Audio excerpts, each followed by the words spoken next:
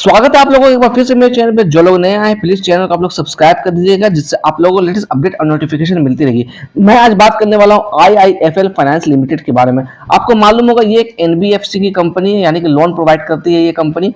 अगर मैं बात करूं 22 मार्च के दिन मार्केट जब क्लोज हुई थी तो इसमें लगभग 1% की गिरावट हमें देखने को मिली थी। तो जहां मुझे अनुमान लग रहा है इस स्टॉक में अभी और गिरावट हमें देखने को मिल सकती है, क्योंकि आईआईएफएल की जो अभी मुसीबत है वो कम नहीं हुई है। इसके लिए क्या लेटेस्ट न्यूज निकल के आई है मैं उसे आपको दिखाने की भी कोशिश करूंगा।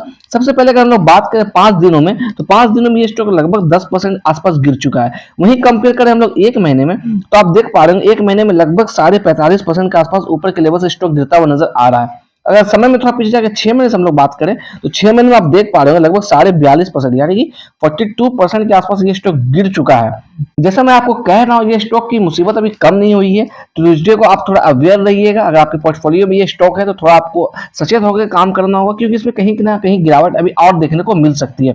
सबसे पहले हम लोग बात करेंगे लेटेस्ट न्यूज के बारे में, उसके बाद चार्ट पर चल के इसको थोड़ा एनालाइज करने की कोशिश करेंगे। अगर हम लोग आईआईएफएल फाइनेंस की लेटेस्ट न्यूज की बात करें तो आप देख पा रहे हैं इकोनॉमिक टाइम्स की वेबसाइट से ये न्यूज निकल के आई है। आरबीआई जो है इसकी ऑडिट फिर से कराना चाहती है, यानी कि 12 अप्रैल का डेट रखा गया है। 12 अप्रैल को इसकी ऑडिट फिर से कराई जाएगी। आप देख पा रहे हैं टाइम्स ऑफ इंडिया में यही आर्टिकल निकल के आई है, मिंट के पास भी ये आर्टिकल निकल के आई है, जागरण में भी निकल के आई है, हिंदुस्तान में भी निकल के आई है। यानी जितने भी बिजनेस न्यूज है सारे पे इसके बारे में निकल के चर्चा आई है। तो सिंपली आप थोड़ा सा वेट कर लीजिएगा। अगर हम लोग बात करें तो इसका गोल्ड लोन का जो काम था आईआईएफएल फाइनेंस का, इसे भी आरबीआई ने फिलहाल के लिए बंद कर दिया है। आप यहाँ पे देख पा रहे हैं सीएनबीसी टीवी 18 की तरफ से आर्टिकल क्या निकल के आई है, आईआईएफएल फाइनेंस जेएम फाइनेंस को लेकर फिर आई बड़ी खबर, आरबीआई उठाने जा रही है ये कदम। तो अगर आप इस आर्टिकल को पढ़ना चाह रहे हैं तो सीएनबीसी की वेबसाइट पर जाकर आप पढ़ सकते हैं। अगर हम लोग बिजनेस स्टैंडर्ड की बात करें तो यहाँ भी आप देख सकते हैं आईआईएफएल फाइनेंस और जेएम फाइनेंस का स्पेशल ऑडिट होने वाला है। तो स्पेशल ऑडिट जो है 12 अप्रैल है। मैं बार बार आपको डेट को मेंशन करने की कोशिश कर रहा हूँ, तो आप इसकी भी वेबसाइट पर जाकर आप पढ़ना चाहे तो बिल्कुल पढ़ सकते हैं। सबसे पहले अगर हम लोग शेयर होल्डिंग पैटर्न की बात करें तो पब्लिक के पास लगभग 35.67 यानी कि 35.5% की हिस्सेदारी पब्लिक के पास है। एफआईएस की बात करें लगभग 31.5% के आसपास हिस्सेदारी है। अगर प्रोमोटर्स की बात करें लगभग 25% की हिस्सेदारी है। डीआईएस की बात करें यानी कि जो हमारे म्यूचुअल फंड है, म्यूचुअल फंड के पास लगभग 8.5% की हिस्सेदारी नजर आती हुई दिख रही है। साथ ही साथ अगर हम कॉर्पोरेट एक्शन की बात करें तो इस स्टॉक ने अच्छा खासा आपको डिविडेंड के रूप में इनकम जनरेट करके दिया है। अगर 2024 की बात करें जनवरी में दिया था इसने 4 रुपए के आसपास, 2023 की बात करें तो वहां भी 4 रुपया दिया था, अगर 2022 की बात करें तो 3.5 रुपया दिया था। तो अच्छा खासा ये निरंतर आपको डिविडेंड भी देती हुई आ रही है। अगर मैं चार्ट पे बात करूं तो आपके सामने मैंने चार्ट लगा दिया है, तो आप देख पा रहे कितनी बियरिश कैंडल फॉर्म होती हुई यहाँ लगातार दिख रही है। इसने लगभग 700 के लेवल पर टच किया था, उसके बाद से लगातार इसमें गिरावट हमें देखने को मिल रही है।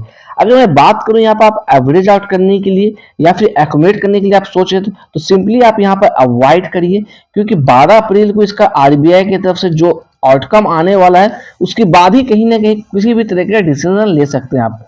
अगर मैं बात करूं सब चीज अगर सही रहता है, अगर इस स्टॉक में गैप डाउन नहीं खुलता है, तो फिर कहीं ना कहीं 301 अच्छा खासा हमारा सपोर्ट बनता हुआ नजर आ रहा है। अगर ये गैप डाउन खुलता है तो फिर ये 300 कहीं ना कहीं आपको ध्वस्त होता हुआ दिख सकता है, और ये लेवल कहीं ना कहीं आपका 280 से 260 के आसपास जाता हुआ भी दिख सकता है। इसलिए सिंपली अभी आप अवॉइड करने की कोशिश करिए, जल्दबाजी में किसी तरह का डिसीजन नहीं लीजिए। 12 अप्रैल तक आप वेट कर लीजिए। मैं बार बार कह रहा हूँ 12 अप्रैल तक आप वेट कर लीजिए। जैसे ही आरबीआई का आउटकम आता है उसके बाद कहीं ना कहीं आप डिसीजन लीजिएगा। अब फ्रेश एंट्री तो फिलहाल के लिए बिल्कुल भी नहीं करना है। अगर आप इसकी न्यूज को पढ़ना चाहते हैं तो बिजनेस स्टैंडर्ड या फिर हिंदुस्तान टाइम्स या टाइम्स ऑफ इंडिया या इकोनॉमिक टाइम्स के वेबसाइट पर जाकर आप इसके आर्टिकल को पढ़ सकते हैं। तो आईआईएफएल के लिए कहीं ना कहीं हम लोग कह सकते हैं मुसीबत बढ़ने वाली है। जो इसका गोल्ड लोन का काम था उसे भी आरबीआई ने फिलहाल के लिए बैन कर दिया, बंद कर दिया फिलहाल के लिए। इसलिए इस स्टॉक से थोड़ा बच के रहिएगा, थोड़ा अवॉइड करने की कोशिश करिएगा। मैं जैसा बार बार बोल रहा हूँ